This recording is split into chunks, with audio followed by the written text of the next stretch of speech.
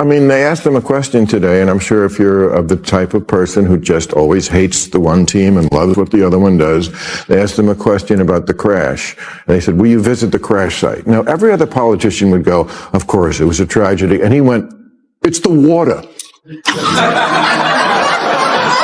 What do you want me to do, swim there? You know? And I was like, exactly, fuck right, you're exactly right. It's a stupid question, and you got just the answer you deserve. When they don't have anything to hold you with, nothing to make you think about what they have to say, they talk at you, not to. Bill Maher was back in rare form, putting the ladies of The View on the spot for their non-stop woke theatrics, right there on live television.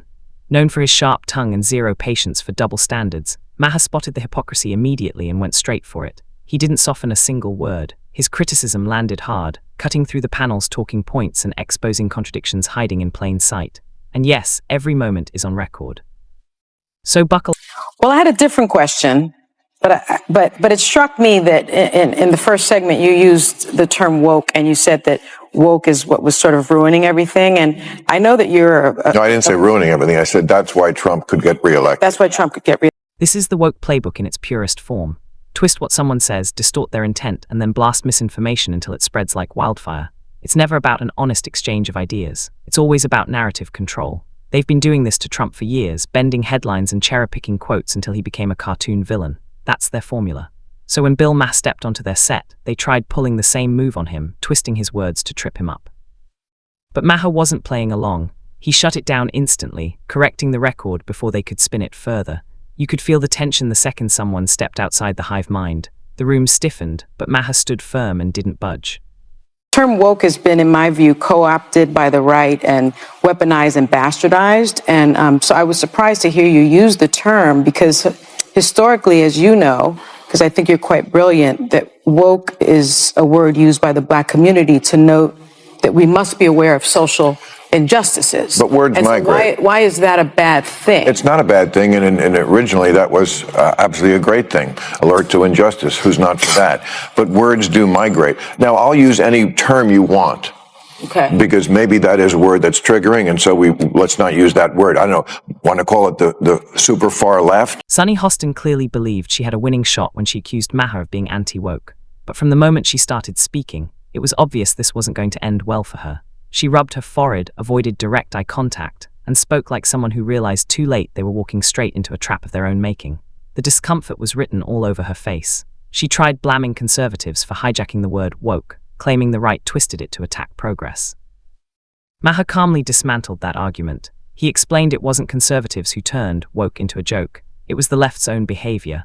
Cancel culture, language policing, and obsession with identity politics handed critics all the ammunition they needed. Maher took control of the exchange, and sensing the loss, they brought in Whoopi Goldberg. How dare you be so flippant, man? Nobody on the planet really wants to go through this. This is not something we're doing because it's, sexually gratifying. This is what we're doing to protect our families. And you don't have to do it, but stay away from everybody. Because if you're the one who's not paying attention and you're coughing and sneezing, you don't want to then stay out of the public, man. This is not, nobody wants this. Whoopi came in swinging full force, clearly irritated that Maher dared challenge the sacred rules of The View. She labeled him flippant and accused him of being dismissive, all because he refused to prioritize feelings over facts. To her, Maher stepping out of line was some kind of personal betrayal, but Maher didn't flinch. He's been around too long to be rattled by theatrical outrage. While Whoopi tried painting him as insensitive or out of touch, Maher stayed calm and doubled down on reason. He warned about the danger of letting emotion override evidence and how that mindset fuels division instead of progress. He didn't raise his voice. He didn't grandstand. He simply let reality speak. Ironically, not long after, Whoopi herself was removed from the show following her comments downplaying the racial nature of the Holocaust.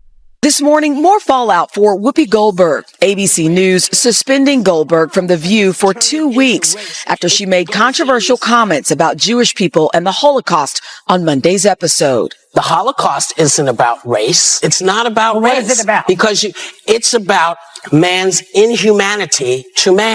That remark sparked immediate backlash across social media and the news cycle.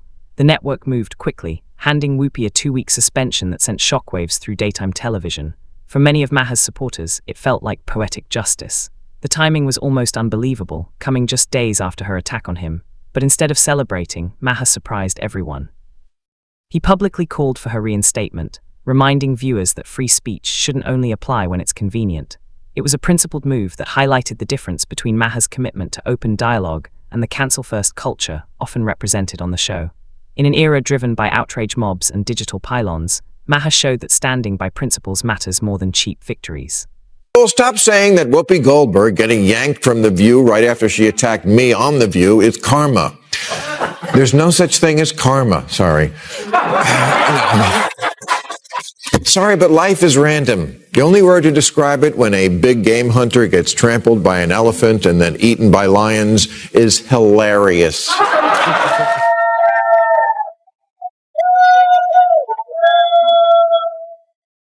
Now, I mentioned this karma stuff on the show last week because I was relating how many texts and emails I got from people congratulating me on receiving a karmagram from the universe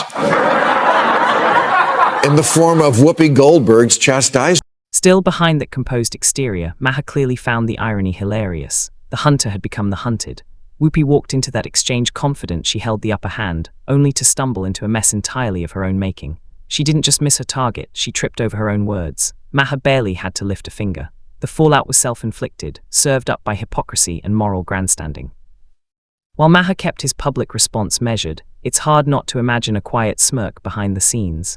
When your brand is built on outrage and policing speech, eventually that same outrage turns inward. And in this case, it came back for her. When they don't have anything to hold you with, nothing to make you think about what they have to say, they talk at you, not to you. True to form, Whoopi didn't let it go. Even after Maher publicly defended her and refused to pile on, she doubled down. Gratitude has never been her strong suit. Instead of acknowledging his restraint, she reignited the feud, brushing aside his support as if it never happened. It was another reminder that some media figures value loyalty to narrative above logic, humility, or even basic courtesy. Rather than taking a moment of reflection, she leaned further into confrontation, proving once again that for certain voices, admitting fault simply isn't an option. Before we go, I want to say... No, we're not going anywhere yet. Okay, but I just want to say one thing, because we were talking in the break. Yeah. Joy is a wonderful human being, and she should not be afraid that people are going to attack her because she said that thing about the swastika on the cap. Well, she does not think that as you said to me in the break, you do not think that all the people who are for Trump are Nazis. No, I don't. You don't. I just want them to pay attention to words like vermin and poisoning the blood and the Third Reich. That's all. That's really what I'm... Maher also took a subtle but effective shot at Joy Behar, urging her to stand her ground instead of shrinking in fear of the ever-present woke mob. That moment exposed something bigger, the performative nature of the panel. By challenging Behar directly, Maher revealed an uncomfortable truth. Many of the hosts know some of these ideas are extreme or contradictory, yet they go along with them to avoid backlash. It's fear-driven conformity disguised as moral certainty. Maher peeled back the curtain, showing how often the show panders to ideology, even when it clashes with common sense or past beliefs.